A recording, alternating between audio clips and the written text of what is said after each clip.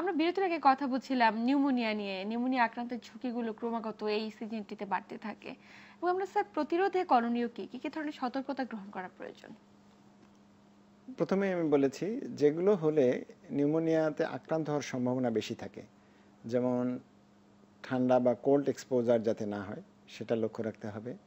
বাচ্চাদেরকে বা বড়দেরকে হেলথি মানে নিউট্রিশনাল স্ট্যাটাসটা মেনটেন করতে হবে এবং এদেরকে ভ্যাকসিনেশন করে নিতে হবে। প্রতি বছরই ইনফ্লুয়েঞ্জা ভ্যাকসিন দেওয়া যেতে পারে, আর 3 বছর পর পর আমরা নিউমোনিয়া ভ্যাকসিন দিতে বলি। এছাড়া কোনো কারো যদি অ্যাজমা, সিওপিডি বা অন্য কোনো রোগ থেকে থাকে সেগুলো যেন প্রপার চিকিৎসকের পরামর্শ নিয়ে চিকিৎসাটা কন্টিনিউ রাখেন। চিকিৎসা যদি কন্টিনিউ থাকে তাহলে নিউমোনিয়া হওয়ার সম্ভাবনা কমে আসে।